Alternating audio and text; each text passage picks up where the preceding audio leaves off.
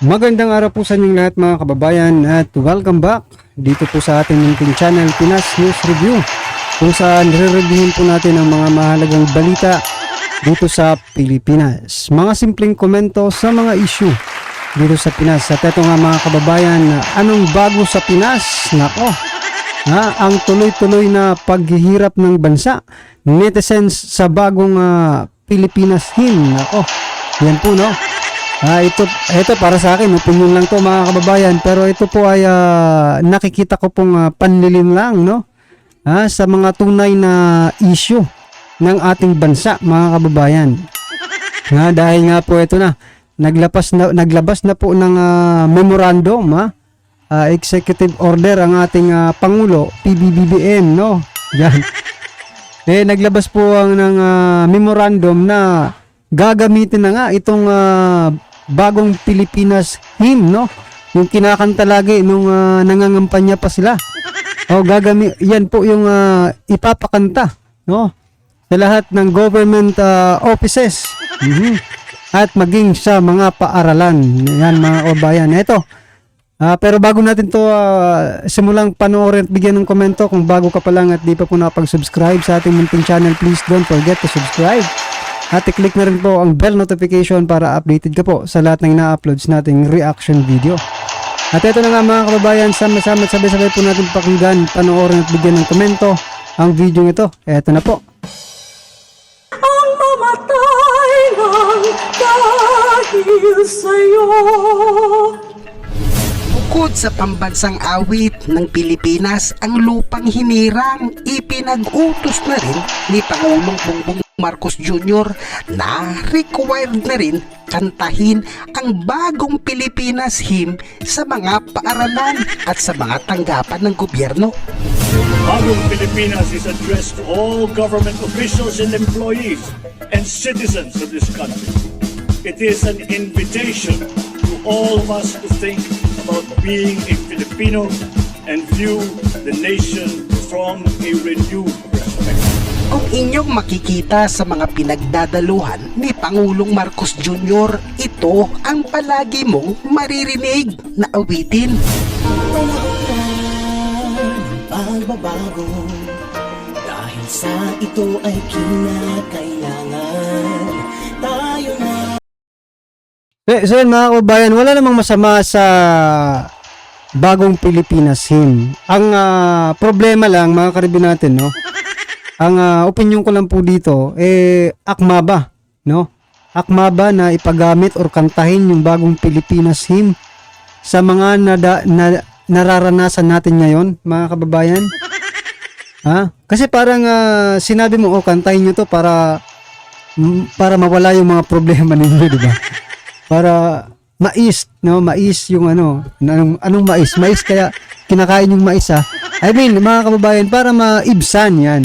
Maibsan po yung yung nararamdaman ng, kasi ang gandang pakinggan kung pakikinggan mo lang siya mga karibin natin, talagang napakaganda pong pakinggan ng bagong Pilipinas hymn. Ang problema lang parang hindi po akma sa nararamdaman ng taong bayan.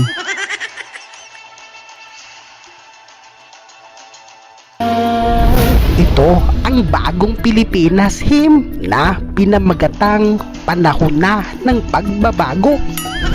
Bahagi ito ng bagong Pilipinas branding ni Pangulong Marcos Jr. at itong kantang ito ang pinag-utos niyang kantahin na rin sa mga eskwelahan at sa lahat ng mga. So yan po yung branding mga karibin natin sinasabi niya na ito yung branding ni Pangulong BBM, yung bagong Pilipinas.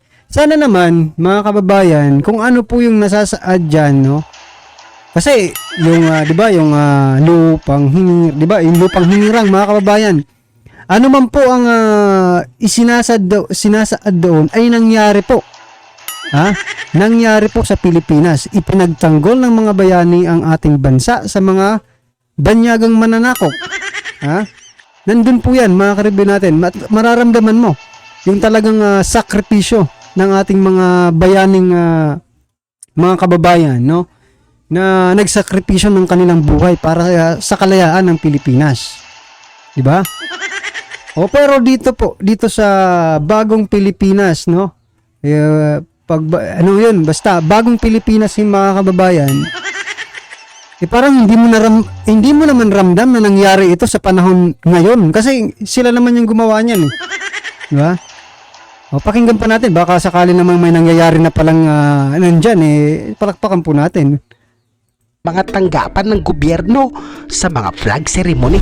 Ayon yan sa ipinalabas na memorandum ng Office of the President. At bukod sa panatang makabayan, nais din idagdag ng Pangulo ang bagong panata sa Bagong Pilipinas. Ay. Ipapabigkas din ito sa mga flag ceremony. Nako po. Ayon sa Memorandum Circular number 52, paraan daw ito para lalong maisabuhay na mga Pilipino ang mga prinsipyong tinataguyod ng administrasyon. Aba, teka lang. Mga prinsipyong itinataguyod ng administrasyon. Ano po yung mga ano na yung prinsipyo? Baka hindi. Baka ni isa dyan, wala kayo, ha? Eto, pakinggan po natin. Baka sakaling meron. Ni Pangulong Bongbong Marcos Jr. At nito ngang Lunes ipinatugtog na ito sa mga flag ceremony.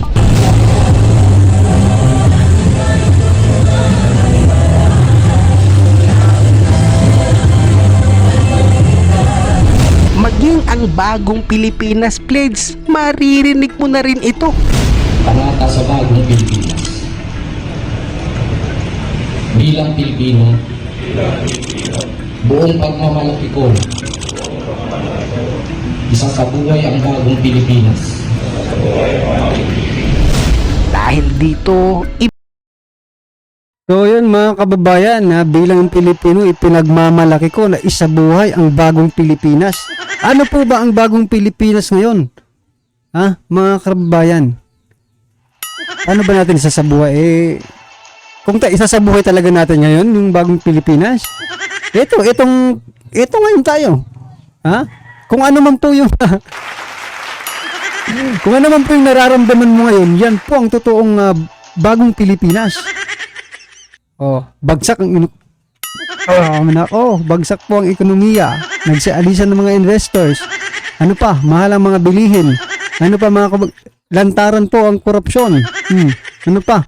Ha? Marami naman po ang mga adiktos. Ano pa? Yan ba ang isasabuhay? Nako, magiging zombie po tayo nito pag isabuhay natin ang Bagong Pilipinas. Ito ay opinion ko lang po mga kababayan, ha? Base po sa nangyayari kasi sabi nila isabuhay po yung Bagong Pilipinas. Ano ba ang Bagong Pilipinas ngayon? Ito po ang nakikita natin. At kung yan nga po ang isasabuhay natin mga kababayan, pagdating po ng panahon, mga zombie na po tayo. You know what I mean mga kababayan? Zombie po tayo pagdating ng panahon. iba't ibang reaksyon naman ang naging komento ng mga netizens. Ayon sa isang netizens, paano mo naman itatanim ang prinsipyo kung wala namang pagbabago sa Pilipinas? Korupsyon, kaliwat kanan, maraming walang trabaho, maraming gutom, pataas ng pataas ang bilihin, etc. Please lang, unahin nyo po mga problema sa bansa. So yan na nga po mga kababayan, yung sinasabi ko kanina panlilinlang lang po ito. Diversionary tactics nila para makalimutan natin yung tunay na mga issue ng ating bansa. Kasi pagkakantahin mo nga naman yan mga kababayan, napakaganda po ng lyrics, napaka makabuluhan, di ba? Kaya talagang mawawala ka muna sa panandalian, no? Mawawala ka muna ng panandalian sa mundo natin. Mapupunta ka po sa isang imaginary, no? Imaginary something. Kasi isasabuhay mo yung kakantahin nila, isasabuhay mo. Yan po ang nagkatotoo po yan. Sana doon na po natin kantahin yan. Diba? Pero ngayon na wala pa namang nangyayari, huwag po sana muna. Para kasi nga, eto, opinion ko lang parang niloloko yung taong bayan.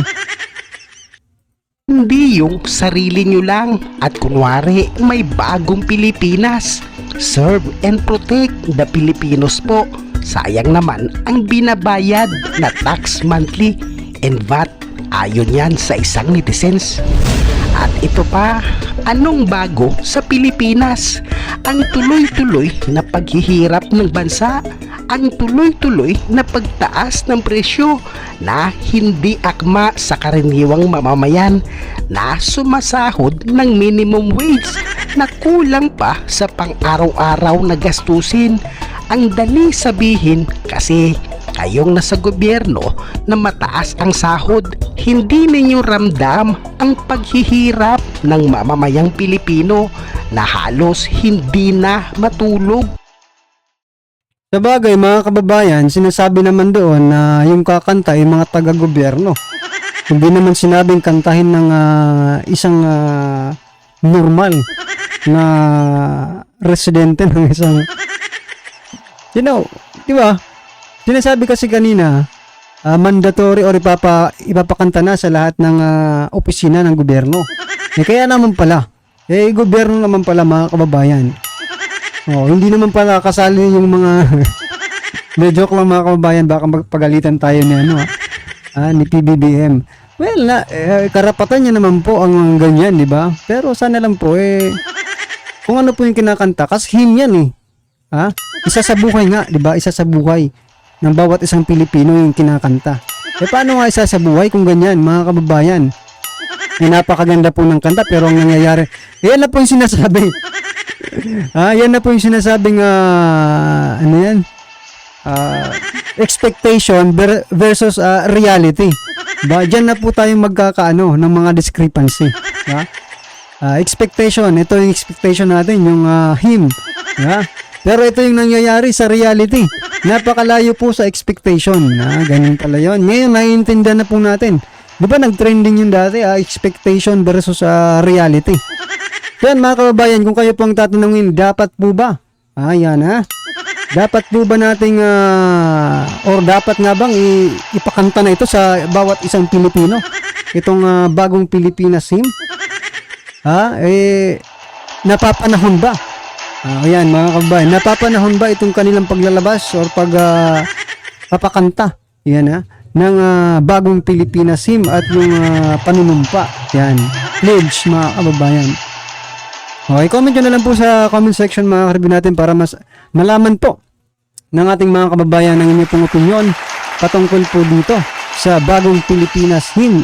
Ipapakanta na po sa darating na pasukan. Yan mga kababayan. Maraming salamat po.